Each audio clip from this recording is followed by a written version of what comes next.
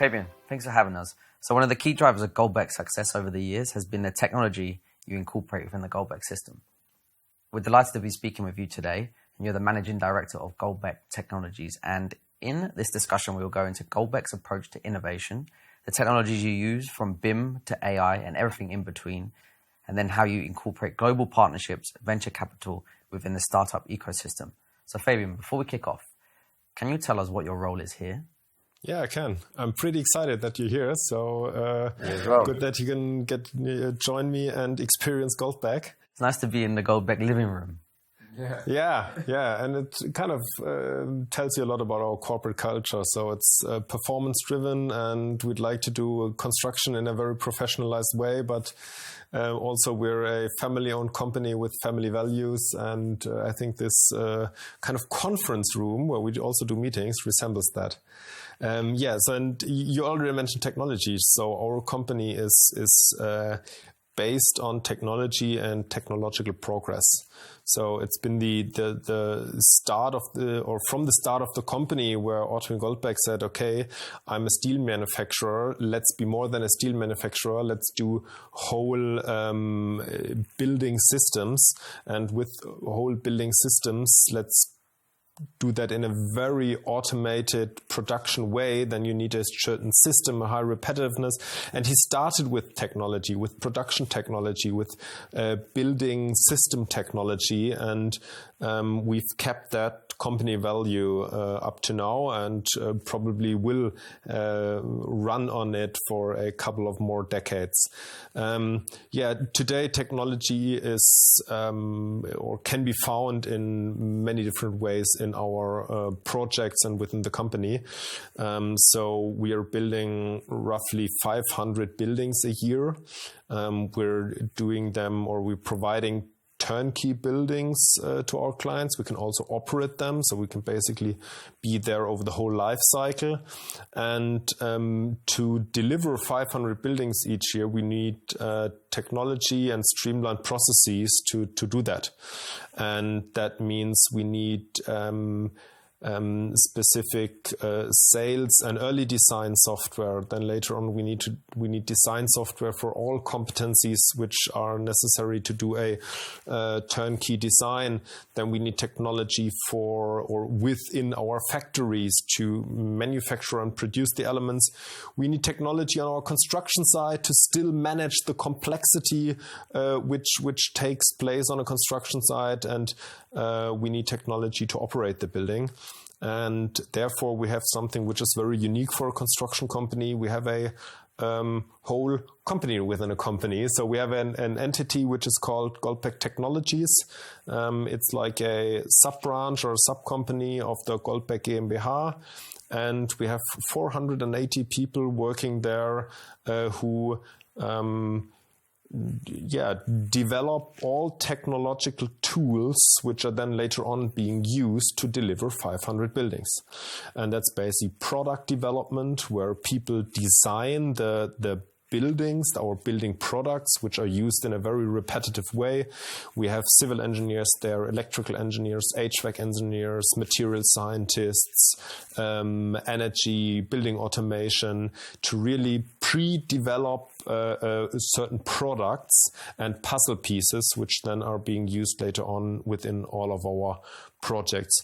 We have a BIM department which develops BIM tools from a software perspective, so not designing buildings, rather designing the software, which is then later being used in the design departments.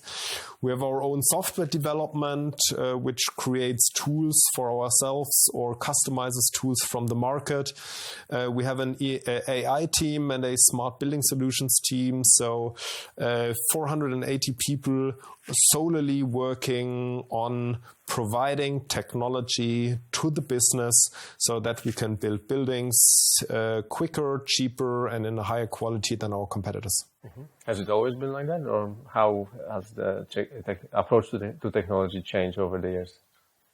No, I think the approach to leveraging technology to be a better construction company, we have had that from the beginning. Of course, over time, by becoming bigger, we also had the power to invest more into technology and to become who we are today, like an R&D entity of 480 people. And of course, looking at our software developers, 10 years ago, software and highly specific software for the construction industry hasn't been that big of a topic. So I would say our R&D department grew with I would say technological development overall, and of course the size of the company. Okay. How do you balance long-term innovation versus immediate needs of the projects in terms of technology? I wouldn't say there is like a specific proportion where we say, okay, these many topics, they have like a very future-oriented outcome, and these kind of topics, they must turn into profit tomorrow. But of course, we try to have both. So we have development topics where we say, okay, we improve a building element, we just move like a hole and a screw to a certain place so that we are, or that we can produce the element better, and then we are, it's going to be cheaper by a little bit, and that is implemented tomorrow, and we're going to save money tomorrow.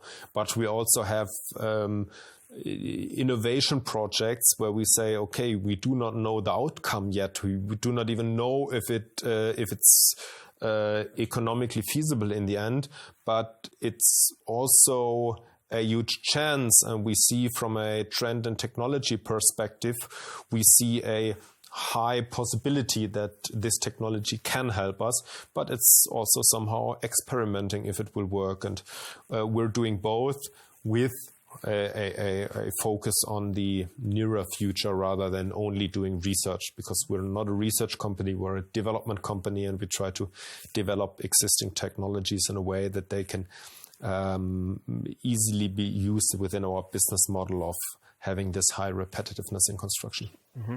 Maybe one more on this. Do you have an example of like a long-term innovation that you're thinking of or working on that will be implemented or checked, tested in the future? Yes. So we are currently developing something which we call our building operating system. And it's basically a software which is for operation and maintenance. We connect the as-built BIM model with the building automation data. And by putting it together, you can basically have a live digital twin for the O&M phase.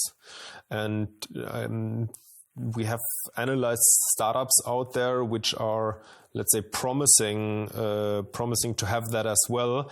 But usually the implementation process of having a different BIM model or a different as-built model after each construction with no specific standards, and having different HVAC electrical equipment and a different building automation system all the time. Imagine pairing this. The implementation task is so huge that we said, okay, this is something, it will take us 3 to 5 years to develop. But we can influence the as-built model to look the same all the time. We can influence the HVAC, electrical equipment, and building automation. We can match the connection points, and we can develop this building automation system. That's something where we believe that this will increase the efficiency in the O&M phase by a lot. So we decided that that's something we want to develop on our own, and we also decided that it can take 3 to 5 years because we're believing in the bigger vision. Huge advantage of having it all in-house. Yeah, and that would only work because the system is so standardized, i.e. the Goldbeck system is so standardized. Yes. Yeah. Well, out of all the areas where you where your technology focuses, so design, construction, manufacturing, operation of buildings, where do you feel has like the most exciting innovation happening? Oh, I'm excited about all the processes within construction, and there, I think we have big opportunities to improve in all of them. And that's always kind of satisfying for me. So we are perceived as a very successful construction company. And of course, we like that. And we are successful in revenue-wise, profit-wise, and we grew a lot over the last years. But looking at our own processes, technologies, and also where we can improve, we have so much more tasks in front of us, and that's also somehow satisfying. So we're not at the end of progress. We have so much more stuff to do, and I'm excited by all of this. If you would pressure me to pick one, I'm very excited about a decarbonization of our products. So really delivering, we call that nature positive buildings. So a building, and it's a broad vision, a building, and you really have to get the phrase that is positive for nature. So it's better that it will be built and rather it won't be built. That's kind of a radical approach, but I think it's really possible, looking at it from a CO2, biodiversity, energy perspective, that really a building can be better for nature if it's there rather than if it's not being built. So I'm really excited about that, developing nature positive buildings, but I'm also very excited about the improvement of let's say the whole data value chain, from design to production to assembly. There can be improvements made, and especially leveraging AI on this data stream that also excites me a lot. Which part has been historically the least improved from technology point of view of construction? You can say generally, or maybe from Goldbeck's point of view, where do you see the most potential for advancement?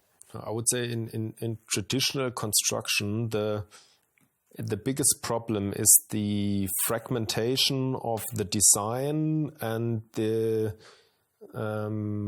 missing link to construction and no shared responsibility.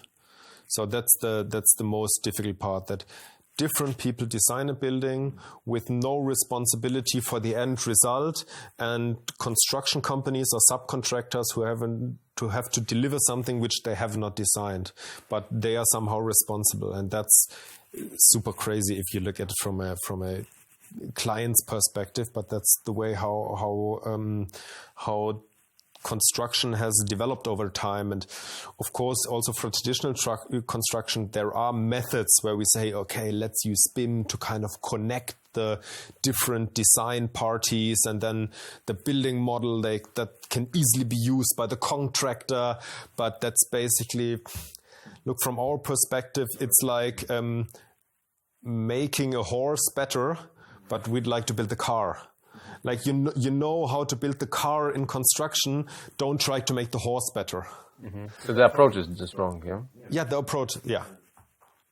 How does Goldbeck then get in front of clients? Because we were discussing earlier, and it's all about getting into the client as early as possible so they can work with you and your systemized approach. So do you have any, how does that happen? And two, you're obviously using technology to facilitate that process. So how does that work? Yeah. So with this product approach, where we try to sell a product rather than an individual looking project, we need to influence the client as early as possible.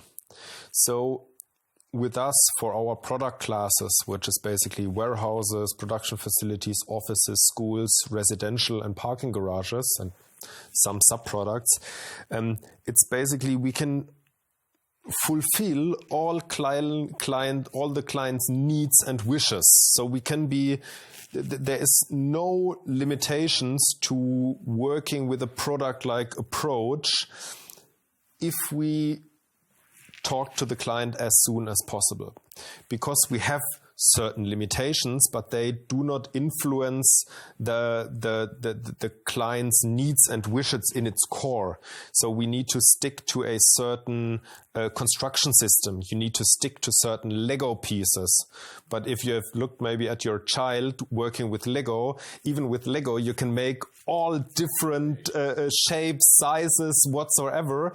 And it's the same with our construction system. So you can make all different variations. You can really fulfill the client's needs and wishes if you stick to the puzzle, to the Lego pieces. And if we're not as early as possible at the client, and he takes an architect who kind of interprets the client's needs and puts it in a total individual design with a certain shapes or elements which we can later on not fit into our construction system, then the client is lost for us. So we need to find the client as early as possible. And we try to do that, that first of all, our sales teams are very decentralized. Let's say they are in different locations all over Germany and all over Europe. So so that they know the regional industry, they know the big companies there, and they have a feeling for the market. And when a client grows, they read the news for their specific clients. And let's say growth in employees at a industry company always means the potential for an additional parking garage or an additional office. And so we need to be in the region where our clients are to feel their need for construction. But in addition to that, of course, we have also additional tools like a customer relationship management, Salesforce. Also, AI is helping us here. We have tools which automatically scrape the web and interpret offers if we can, if the need for a building fits to our product. So we have several tools to find the client as early as possible. I wanted to go back maybe for a second and ask about your differentiation in terms of usage of BIM compared to other traditional construction companies. How do you differ?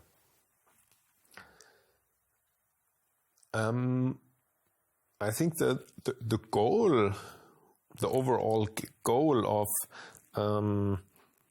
harmonizing the different design parties and moving this data to the construction site, the overall goal is the same. It's just that having all the design parties, the different design professions, having them in-house, making them use the same software or different software but all connected and using that all the time, that gives us a much better functionality than different design or engineering bureaus which are mixed together for the next project with others for the project after that. So we can make our design engineers and construction site manager use the same software all the time and using BIM principles. And in addition to that, we can also digitally prefabricate all of our products. So all the elements we are producing within our factories, they are digital elements within our design toolkits. So, for example, a foundation or a column, it does not need to be scripted or designed by the design engineer. It can be taken out of a BIM library where it is pre-designed digitally as well. And that makes it much easier and streamlines the design process as well. Is there a process where the sales process at the start is linked to like a BIM or digital sort of like a representation of the building that a client is going to have, or does the BIM come after? Is there like an advantage you can get in the sales process early by having that? To be honest, depends on the product. So, for example, an office building is within the sales process. It's not specific enough to talk with the client about his architectural wishes and his needs, and then already implementing that into a BIM model or taking this data and later running it on a BIM model. It's different, for example, for our parking garages, where the construction system is so it's much clearer and it does not have the huge variations like, for example, an office building. So when we use a multi-story car park configurator with the client, where we say, okay, how big is your plot? How many parking spaces do you want? And so on, then we can use our parking garage configurator to show that to the client very early on. And because our system is very fixed here, we can easily also push that through to an early BIM model. So it works there. It somehow works for our warehouses as well. For offices and schools, it's a little bit difficult.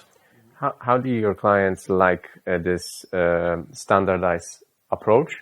And maybe you can tell maybe broadly about who are your clients, not making names, but just broadly who are your clients.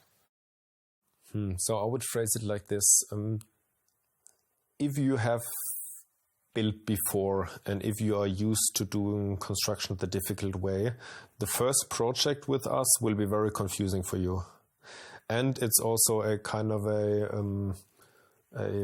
you need some courage to try it out, because it's somehow different. So you go to a general contractor rather than going to an architect, and later on different construction companies come into place, and you can take more decisions. You can move decisions to a later point within the construction project. Which usually causes problems. But it also gives you at least the perception of freedom to later on choose something different, or to change some stuff, or to not to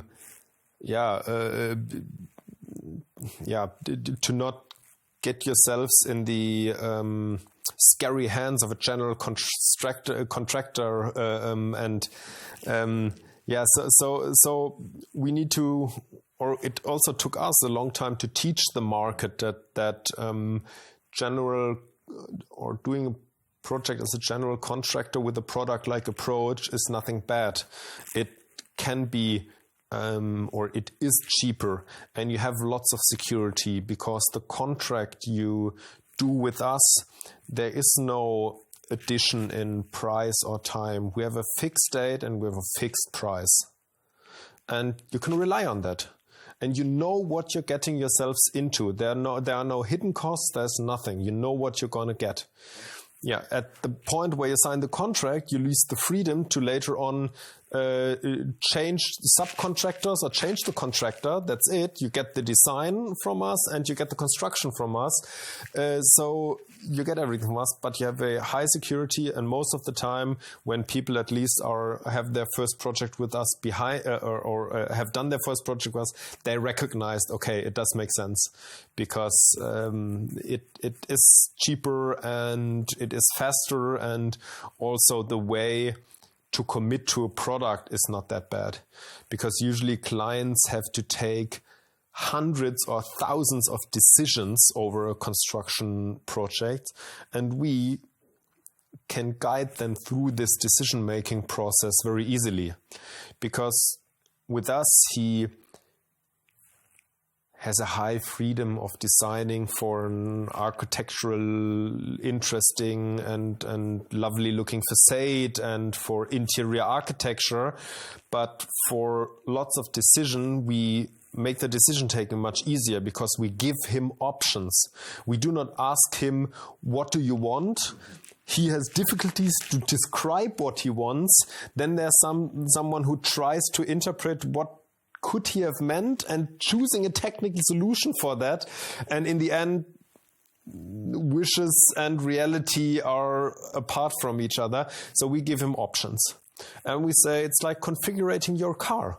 You can decide, do you want to have like a comfort steering wheel? Do you want like a sporty steering wheel? Or do you want to have just a steering wheel with no buttons?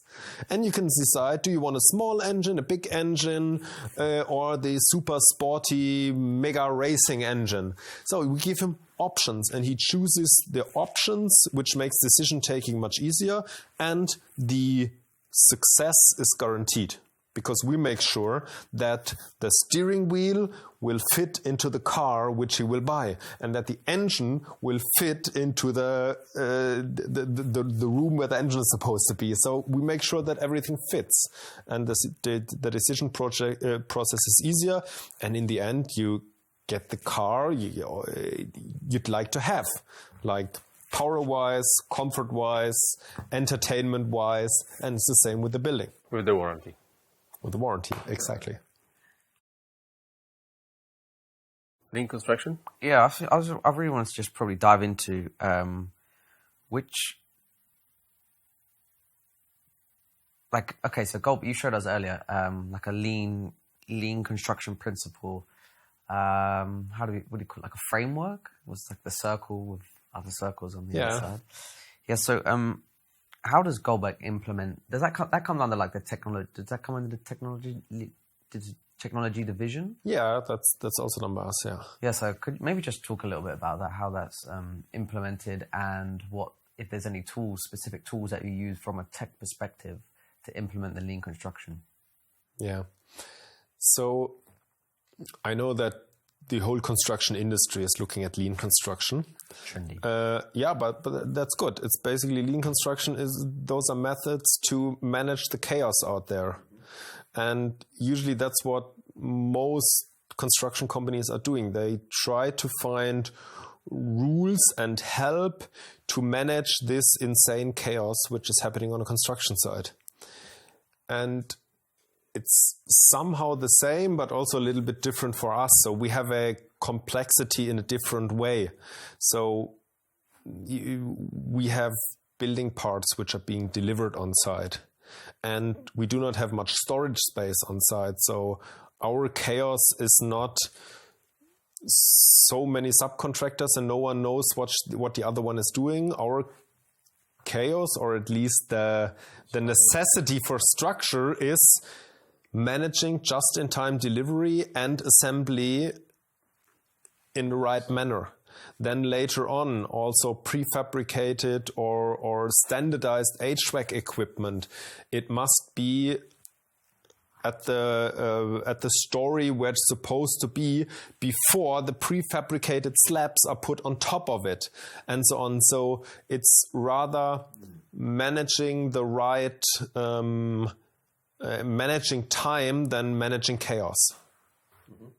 So you say that, so what I'm hearing is that lean construction is much easier when you have a standardized system, as is like pretty much everything else. I would say so. Yeah, because you already have taken complexity out of the construction side, and you can focus on the complexity which is being left, and most of the time it's not chaos, it's more like uncertainty which you need to manage, and that's a huge advantage from what traditional construction has to deal with. This one's maybe a little bit of an open question, sorry, on this, but if that's the case, then why are not more people adopting the Goldbeck system? Not necessarily Goldbeck, but like why are more contractors and people within construction not working in such a way? Is it because it is really difficult and it takes such a long time to get to where you are? Basically, I would say that's it. So if you look at the development of our company, we're 56, 57 years old.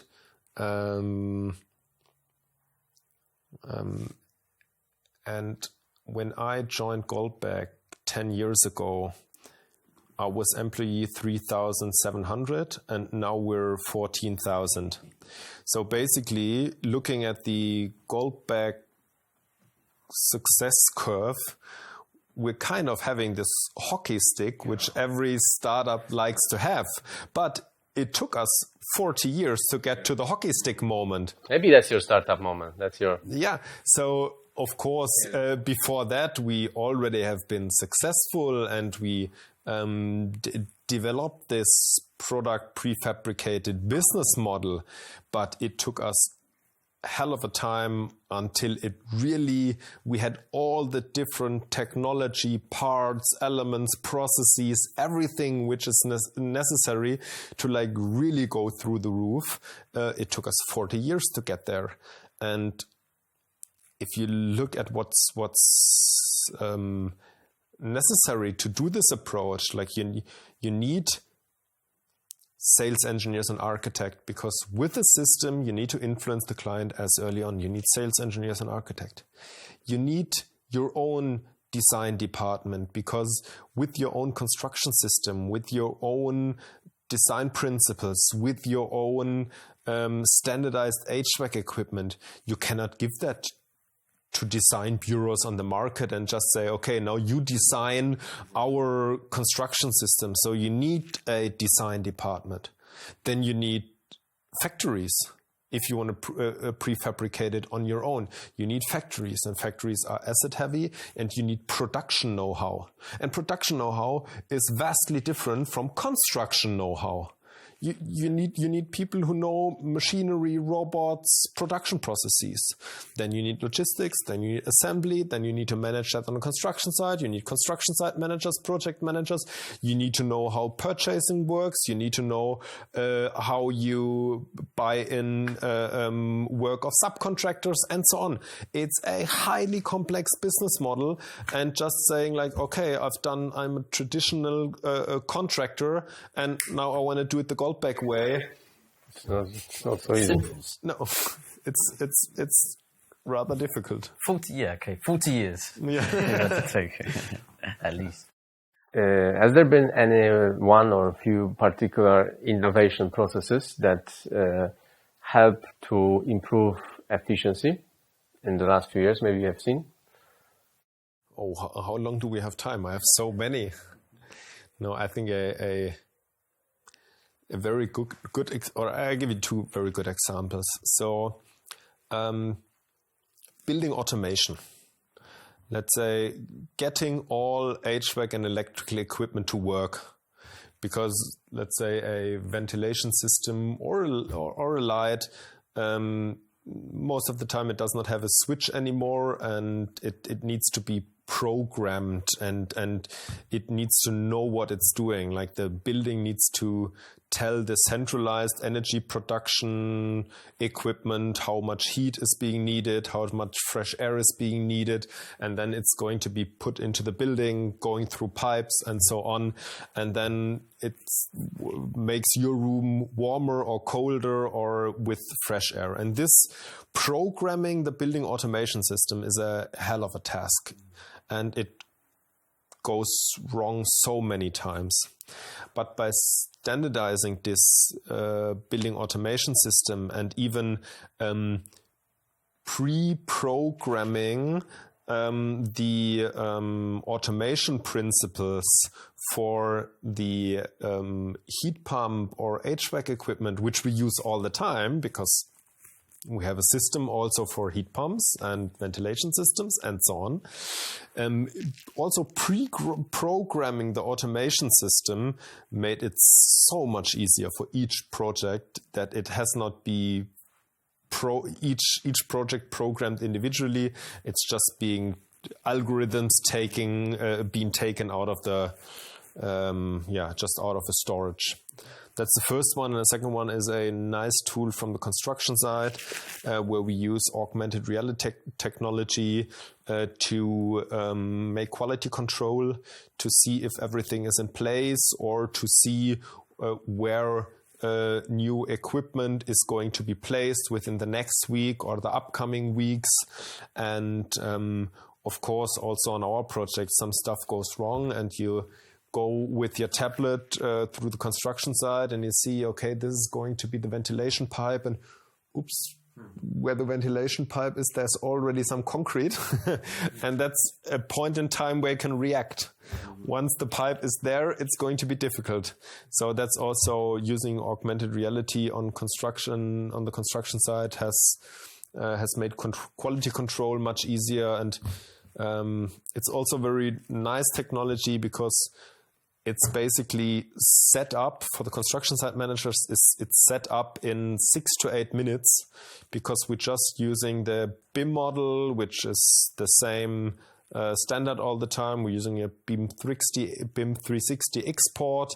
It goes right onto the tablet. The augmented reality software is trained on using exactly this data model, and then you just like scan one reference point which you have marked in a floor plan before, and up and running in 6 to 8 minutes. And that's the beauty of having a repetitive approach and doing the same all the time, because you can also do that when it comes to interfaces and data exchange and so on. So you developed this on in-house, or that's external vendor? So it's an external vendor where we have done a pro development, so we taught his software how to specifically use our data and program the interface between both tools. So you have a team of software engineers internally? Yes, yeah. 120? Yeah, it depends on who you count, but I would say somewhere between 120 and 140 to develop software where we do not find any solutions on the market, and that unfortunately happens often. Doing software development on our own is a hell of a task and also very difficult. That's why I'm saying, unfortunately, we do not find certain software on the market. So we have to develop it on our own, but luckily we gained the competencies to do software development, which is also quite unusual for a construction company. And we have so many processes where also startups and software companies out there, they say, okay, we can develop something, but basically for this, you're our only client. No one does construction like this. Why should we develop something only for you? And most of the construction market simply is traditional construction. And that's why so many startups out there, they focus on making the horses better rather than developing the cars with us. Yeah. Sounds like Goldbeck has nearly every type of engineer that exists on the planet working within the company. Yeah, I think so. If I would look like in our HR files, I would definitely find every engineer you could possibly imagine. So with just on the role of the software engineer within Goldbeck, how do you decide whether to buy from external vendor, a software provider, versus build stuff internally? So we have something which is called an ID solution process. ID stands for Information Technology and Digitization. And it's a process where all of our software solutions are being run through. And within this process, there are certain let's say guidelines and ratings, and for each solutions we scan the market, and if there is a solution on the market, we would prefer it, because developing something on our own is difficult and exhausting. So we scan the market, but if the functionality is not good enough and not sufficient for really improving our processes and our way of working, then we rather do it on ourselves. So we also have high standards. If we implement a software, it needs to be top notch, because we have so many softwares, we cannot be satisfied with only good. We need to aim for perfect. Mm-hmm. Anything else on software? On AI, are you using AI in Goldbeck? Can I say no? It's 2025, Martin. I know. No, yeah, of course. let's say we have put up this AI department, I think 2.5 years ago, but I would say there are only 5 people working there. I was going to say, are there any people working? How many agents? How many? I think more agents than people. No, we have only 5 people there, and they have. Let's put it differently. So we try to implement AI design thinking principles within our whole development, and especially IT and digitization departments, so that AI is usually nothing where you specifically work on and say, okay, I go out there and find a specific AI solution which will make me better, rather than for each software decision we're taking from now on, we're thinking about AI, and if AI can help us in improving the software, the tool, whatever we are doing. So we try to have an AI department, which role is also very important because they transform our company. They work on this AI change capabilities all over the company. They are like a spider in the Goldbeck software landscape web, and trying to connect certain functionalities which are now being able to be done better with AI, but usually we try to be, let's say, AI needs to be taken into consideration every time we decide something around digital solutions, every time. And of course, we have specific AI projects. We have a chatbot functionality, which has been trained with Goldbeck knowledge. We have taken an existing model, so we run on OpenAI's ChatGPT, and we've trained it in a safe environment so that we do not lose any know-how. We've trained it with Goldbeck specific knowledge, so you can basically, or our chatbot basically knows the whole intranet knowledge, all product knowledge, and you can basically ask him whatever you like about our databases and products.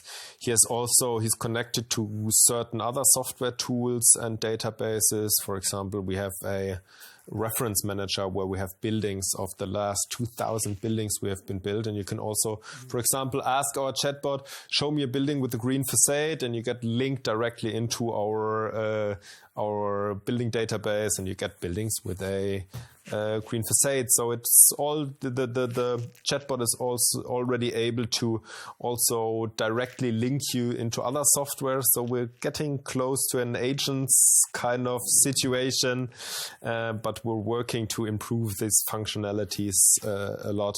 So that's a specific AI development, but we have much more. How do you see, Fabian, AI impacting the design space? That's a difficult question, especially for us. So, because you want standardized and the AI is kind of all over the place, or what? I would be provocative and say, when you have a configurable product, a rule-based building system, what do you need AI for? When you have like a configurator and you say what you'd like to have, what's the necessity for a, let's say, design operator?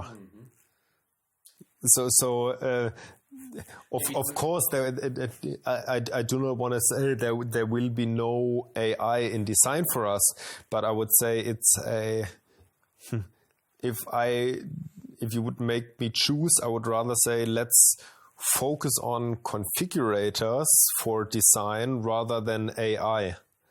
We're doing both, but if you have a very good configurator, there's no necessity for AI to really design something on its own. Maybe just the detail design, right? When you get the concept quickly from AI, and then to get quickly to the fabrication and construction details. So maybe for our construction systems, we have configurators, but for the individualized parts of facades and interior design, an AI designer comes into play. So that's something that might happen.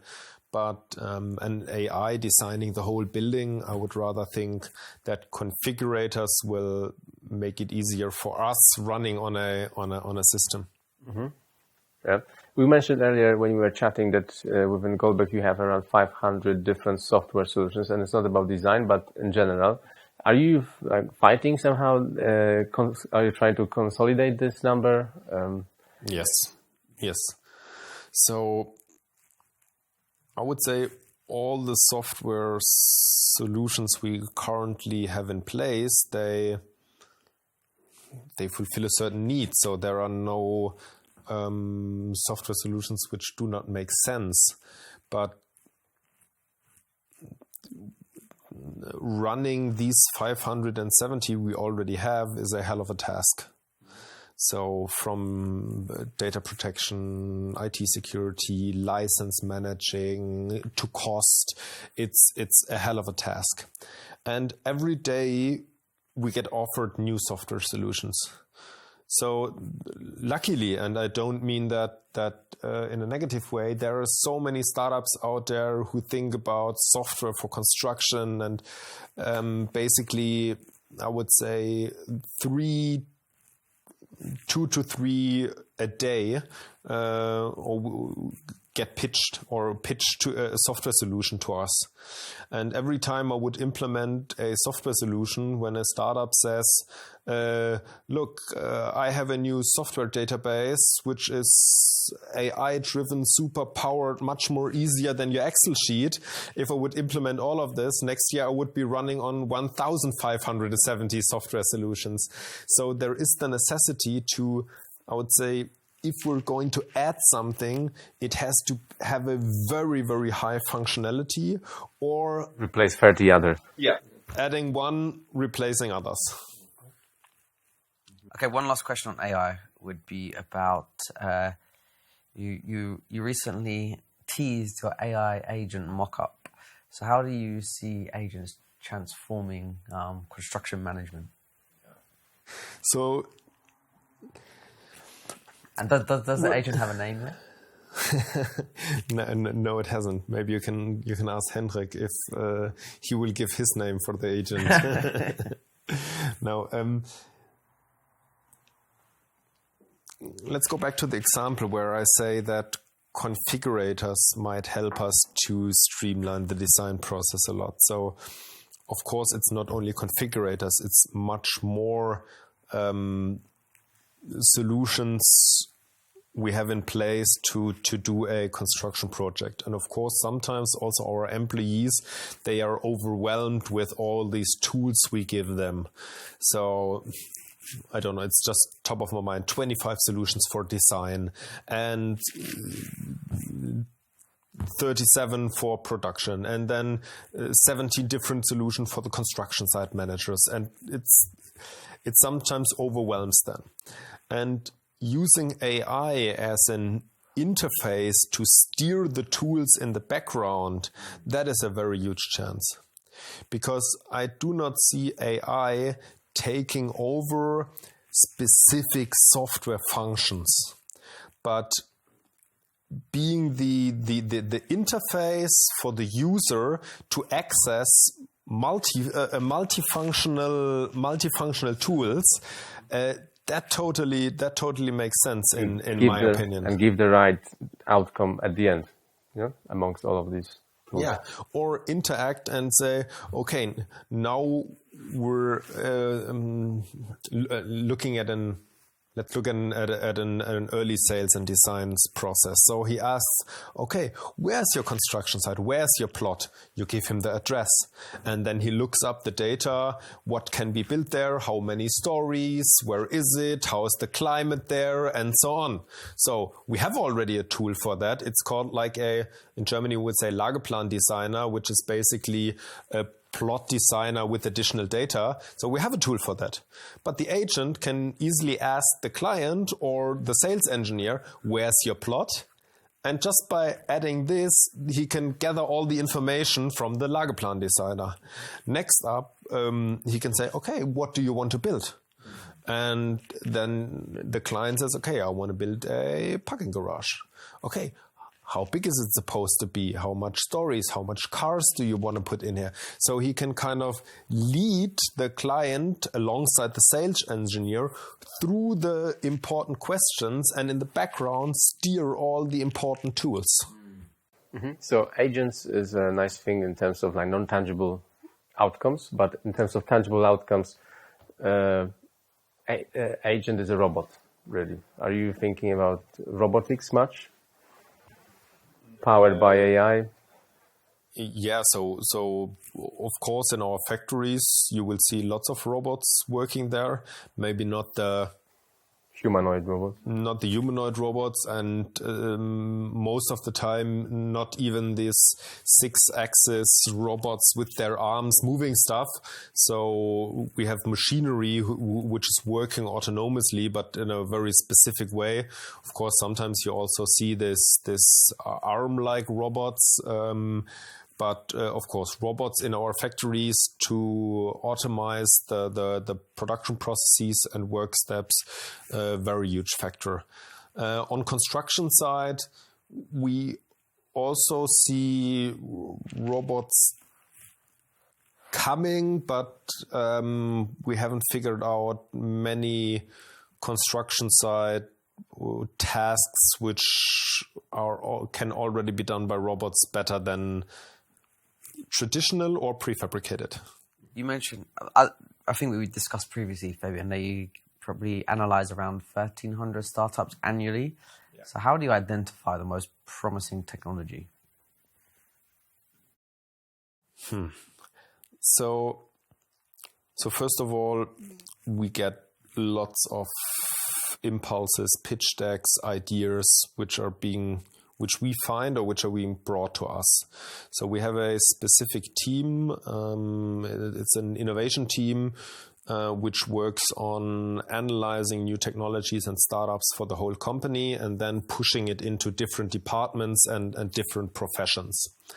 And we get so many ideas out of different sources. So we get ideas which we find on ourselves, by ourselves, on trade fairs, online, by having newsletters, going out there, meeting on congresses or whatsoever. So we find stuff. Then startups reaching out to us. Then we find lots of stuff which are coming in through our venture capital funds where we are limited partners and so on. And it can be overwhelming because it's basically, it's sometimes 10 per week, so 2 per day.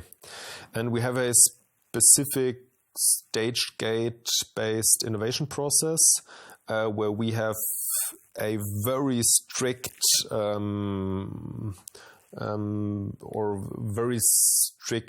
times and goals for certain phases. So for example, if a technology, a startup, a solution hasn't convinced us, or not convinced, that's too far, hasn't sparked interest within 2 hours, we throw it away.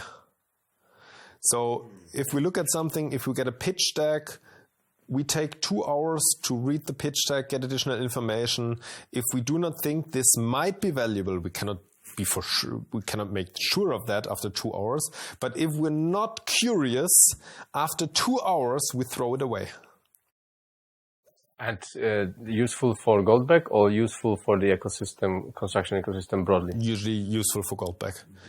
Because the construction ecosystem, we know how prefabricated, systemized construction works, how the rest of the ecosystem works. We kind of have a feeling, but we are looking at what we are doing. And you also, you purchase technology that startups are providing. 2, you invest in startups. Yeah. And 3, you invest in funds which invest in startups as well. So Could you maybe just explain the relationship and like why do you invest in startups? And then we could talk about the funds. No, let me start with funds. It's easier. So funds is basically outsourced startup scouting. So the world is huge. Technology is being developed all over the world. Startups are being founded all over the world. And construction, technology and innovation, it doesn't matter where it's being developed. Of course, there are certain restrictions, data, security, and so on. But technology is technology, and if it's good, it will at one point work all over the world. So we want to know which technology is being built or which startup is being founded all over the world, and we cannot do that on our own. So basically we have VC funds where the business model is finding startups and investing in them, and we'd like to work with the VC funds, see their deal flow, get inspirations and get startups. So the investment in VC funds is, of course, on the one hand, a financial investment. On the other hand, it's outsourced startup scouting. So, and then we get startups which have become our biggest source of innovation. I have to mention that as well. So that hasn't been the case 6 to 8 years ago or 8 to 10 years ago. We have worked with universities or suppliers, but over the last 2 to 6 years, startups have become our biggest source of inspiration and innovation. And then we get startups. Maybe they come to us, we find them, or we get them within the deal flow of our VC funds. And first of all, we get to know them. And the first motivation is always, how can they improve our business? Do they make us better, faster, cheaper? Do they provide something which is interesting for Goldbeck? And then later on, if they have a huge impact, if they influence our core business in a positive way, then we can also do direct investments. But we're not doing direct investments like a VC fund from a financial perspective. We support startups and invest in startups which have a high impact on our business model. What's the most recent type of startups you get into your mailbox? What type of startups do you see emerging the most recently? And how big checks do you write?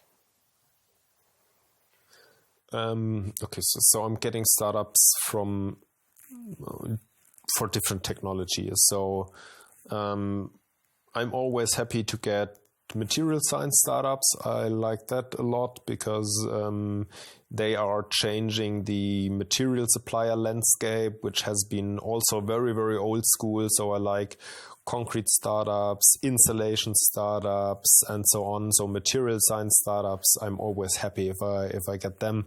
But also the design software startups who use new software capabilities to make the design process easier, as well as building energy, building storage, building automation, and so on. That's also interesting. So if you would ask for my interest, that's those. And check sizes can differ from small 6-figure amounts to mid 7 figures. Okay. Depends on the startup, the stage, their impact. So regarding sustainability within Goldbeck, how are you driving the carbon towards zero within your activities?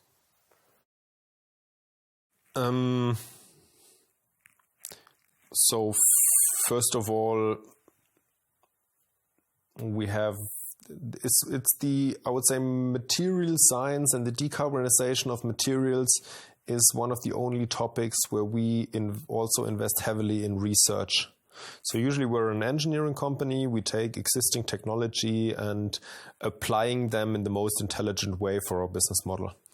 When it comes to material decarbonization, here we're deeply also into research and doing everything we can to help research institutes, startups, and other suppliers to develop interesting technology, as well as we're developing it on our own. So our construction system is mostly based out of concrete and steel. And we have looked at timber as well over the last years, but we decided that implementing timber is not necessarily sustainable. And I know that that is a rather provocative approach looking at the market, and I can only speak for our prefabricated approach, our elements, and so on. So we have taken all our construction elements, the steel ones and the concrete ones, and we have designed them. How would they look like if they would be timber elements? Every construction element. And we have compared the price it would cost and the carbon footprint in comparison to the steel or concrete element. And not surprisingly, the timber elements always had a lower carbon footprint.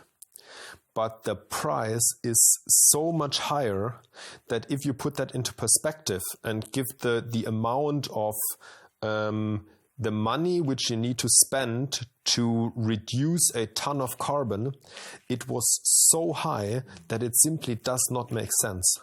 So direct air capturing, where you can suck a ton of carbon out of the air, is cheaper than applying timber to our construction elements.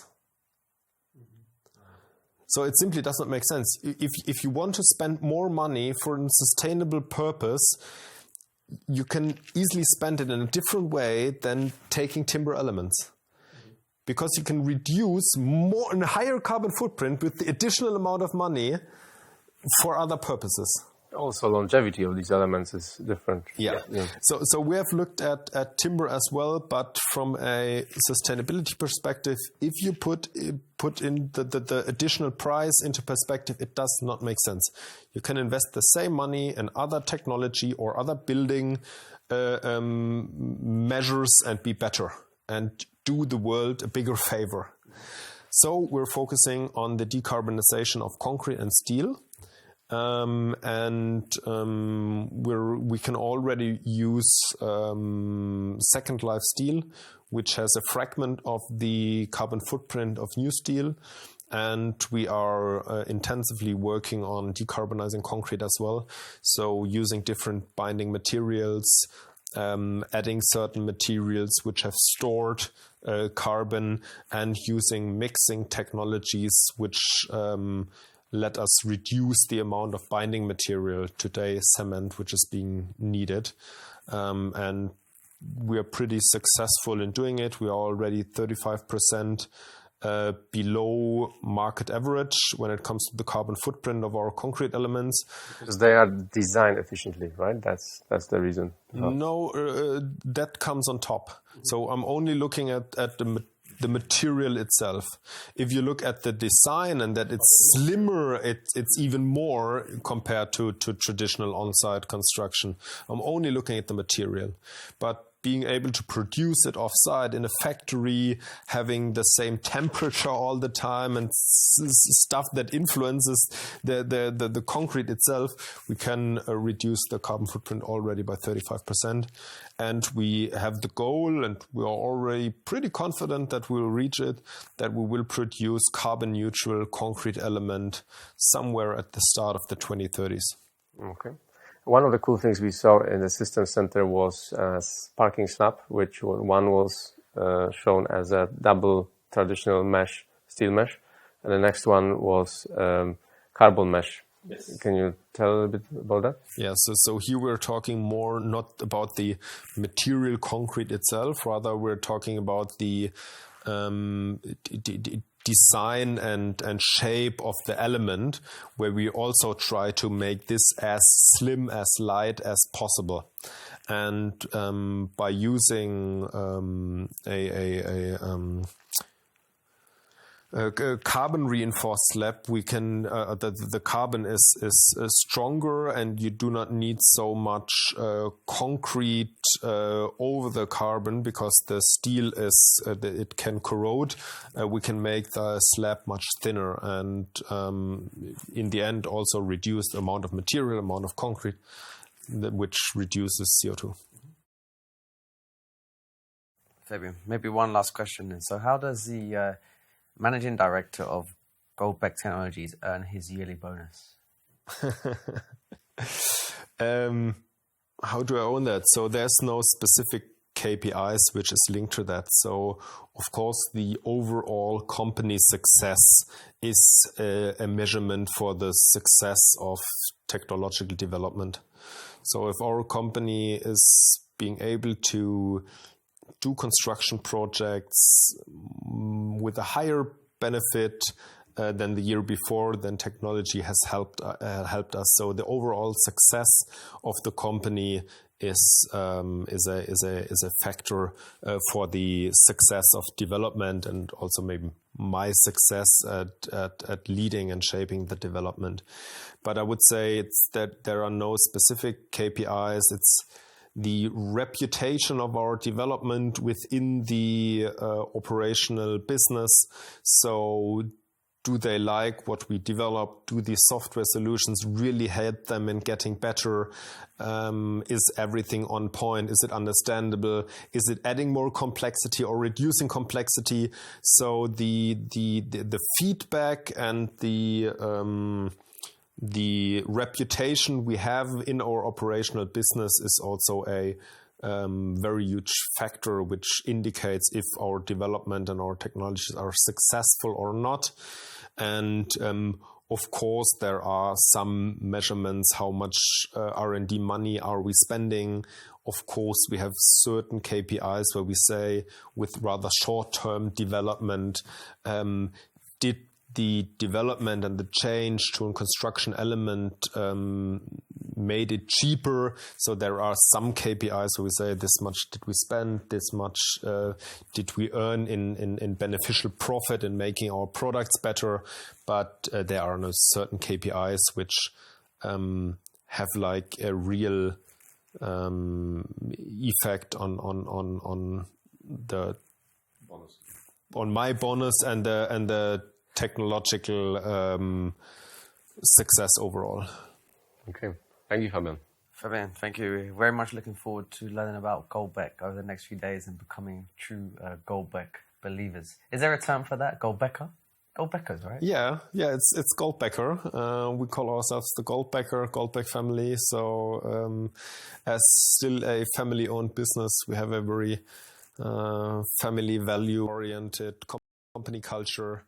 We're giving lots of trust to our employees, but we have a very friendly style. So as you may know, there in German, there is like a different method of speaking to another person. You can either say like du, you, or in a formal way called sie. You know that? Have you heard of that? Like them? Yeah, it's somehow different. So there's two terms for you. Like Mr. Yeah, some kind of, but usually in Germany we still often say the more formal for you, but that's not here, let's say. Yeah, and we are pretty close to each other and trust oriented. That's makes fun to work here. Looking forward to becoming a Goldbäcker. Yeah, definitely. You're warmly invited to become one. Perfect, guys.